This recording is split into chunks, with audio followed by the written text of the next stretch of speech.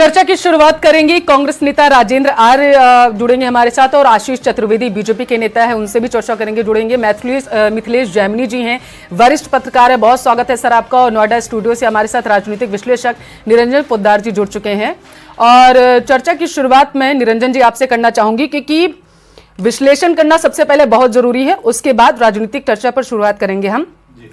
आपको क्या लगता है, बीजेपी भी तैयारी कर रही है, कांग्रेस भी तैयारी कर रही है, लेकिन लोकसभा चुनाव की तैयारी करते वक्त कौन किस पर भारी आपको नजर आ रहा है? देखिए, निश्चित रूप से इस समय जिस तरीके से बीजेपी को बहुत तगड़ा एज नजर आ रहा है, उसका कारण यह है कि आपने देखा होगा कि 2023 के अंदर जो विधानसभा चुनाव हुए उसके अंदर कहीं ना कहीं भारतीय जनता पार्टी ने लीड ली। और उसके बाद में जिस तरीके से अभी राम लहर के ऊपर सवार होकर के पूरे देश के अंदर, केवल राजस्थान की बात नहीं कर रहा हूं मैं, इस समय पूरे देश के अंदर एक राममय वातावरण है। और कहीं ना कहीं भारतीय जनता पार्टी वोटों के मामले में, मैं हर बार ये बात कहता आया हूं कि वोटों के मामले में भारतीय जनता पार्टी का वोट बैंक राजस्थान के अंदर कांग्रेस से ज्यादा है। ये अलग बात है कि वो वहां पे अब टिकटों का जो बंटवारा है, मेन बात वो। दूसरी बात, जैसे मैं बार बार एक ही बात कहता हूं कि जिस तरीके से केंद्र ने, या यूं कहूं कि विशेषकर मोदी जी ने बॉल को बिल्कुल गोल पोस्ट के ऊपर लाके छोड़ा हुआ है। अब यहां से जो फाइनल किक है वो सीधा अगर गोल में हो गया तो आप ये मान के चलिए स्कोर 3-0 की स्कोर हो जाएगा। क्योंकि जिस तरीके से भारतीय जनता पार्टी 25 सीटें लगातार 2019 और 2014 के अंदर 25 की 25 सीटें राजस्थान से लेकर के आ रही है, इस बार भी वही 25 सीटों का समीकरण भारतीय जनता पार्टी साधने में लगी हुई है। और मेरे हिसाब से अभी भारतीय जनता पार्टी को पूरा एज है राजस्थान के अंदर। ठीक है, राजन जी से करवाना चाहूंगी। आशीष जी ने कहा निरंजन जी कि घर संभालिए पहले, उसके बाद आकर के आप मुद्दों को भुनाइए आकर के प्रदेश में। अगर मैं देखूं तो आप किस तरीके से इस मुद्दे को देख रहे हैं कि चाहे कांग्रेस की बात करें, प्रदेशों में जिस तरीके से बटी हुई है, चाहे मध्य प्रदेश की बात करें, उत्तर प्रदेश की बात करें, राजस्थान की बात करें, क्योंकि लोकसभा चुनाव है तो सारे राज्यों को ले आते हैं, हर जगह कांग्रेस के खेमे से खटास की खबरें सामने आ रही हैं। मध्य प्रदेश में तो कहा गया कि दिल्ली से, केंद्र से कोई भी नेता ना आए, जब भी आता है तो यहां पर खटास पैदा हो जाती है, हम अपने आप देख लेंगे कि किस तरीके से कांग्रेस को आगे लेके जाना है। दूसरी तरफ विपक्षी पार्टियों को देखे जो एकजुट हुई है इंडी गठबंधन के तौर पर, उनमें भी तो खटास है। पंजाब में आम आदमी पार्टी अलग चल रही है, मध्य प्रदेश में कांग्रेस सीटें नहीं देना चाहती है, बात करें दिल्ली की तो वही हाल है, बंगाल का भी वही हाल है, राजस्थान में देखें तो वहां पर भी खटपट की खबरें सामने आ रही हैं। ये जो 25 सीटें जीतने का दावा बीजेपी और कांग्रेस कर रही हैं, बीजेपी एक चेहरे पर चल रही है, वो है पीएम मोदी का चेहरा, लेकिन ये विपक्षियों को साथ के जो कांग्रेस चल रही है, ये सब कैसे मुमकिन होगा, जरा बताइए।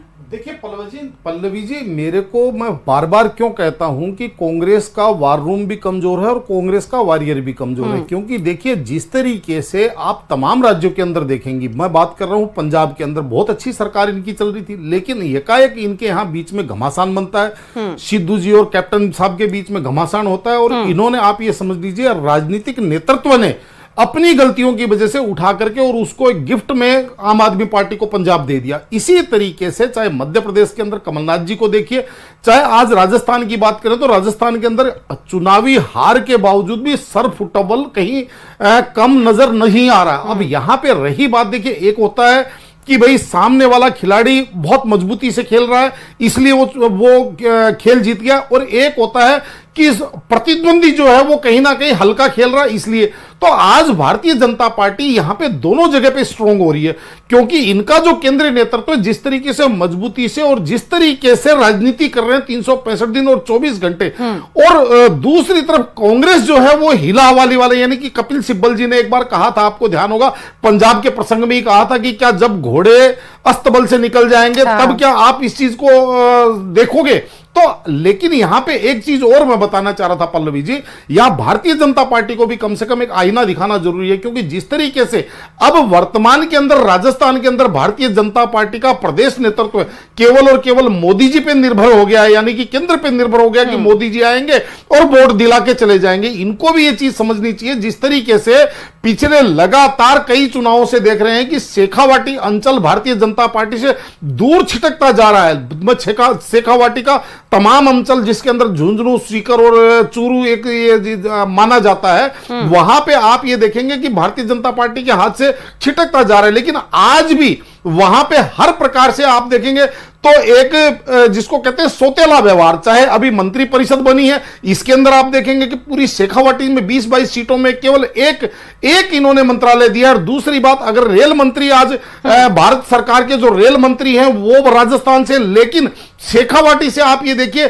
कि कितनी कनेक्टिविटी इन्होंने दी हुई है। अगर मैं बात करूं दिल्ली झुंझुनू सीकर रेल लाइन की, तो वहां पे कौन सी ऐसी गाड़ियां चल रही हैं कि जिनको आप ये मान सकते हैं कि ये द्रुतगामी रेलगाड़ियां। लेकिन आज इस चीज को भारतीय जनता पार्टी की सरकार, ना केंद्र की और ना राज्य की, इस चीज को देख रही है। और इससे कहीं ना कहीं मुझे ऐसा लग रहा है कि इन चुनावों के अंदर ये हैट्रिक कहीं ना कहीं इनकी मिसफायर ना हो जाए, क्योंकि जिस तरीके से यहां पे थोड़ी सी जनता के अंदर एक नाराजगी कहें या असंतोष कहें या एक निराशा कहें, क्योंकि अभी भी यहां पे कोई विशेष ध्यान दिया नहीं जा रहा है। चुनाव परिणामों के बाद में तो नवलगढ़ की सीट है पल्लवी जी, 75 वर्ष के अंदर पहली बार ये सीट भारतीय जनता पार्टी को विक्रम सिंह जाखड़ ने जीत करके दी है। लेकिन अभी भी भारतीय जनता पार्टी ये चीज नहीं देख रही कि इससे फतेहपुर प्रभावित होता है, रतनगढ़ प्रभावित होता है, सीकर प्रभावित होता है, उदयपुरवाटी प्रभावित होता है, झुंझुनू प्रभावित होता है, मंडावा प्रभावित होता है। लेकिन समझ में नहीं आ रहा कि पॉलिसी कौन बना रहा है और कौन इन चीजों को नेतृत्व तक जवाब ले लेते हैं इसका। राजीव ने किसको लोकसभा चुनाव में अपना जो है मताधिकार का प्रयोग करते हुए एक बार फिर से सत्ता पर काबिज करवा दिया। बहुत बहुत शुक्रिया आप सभी मेहमानों का चर्चा में शामिल होने के लिए।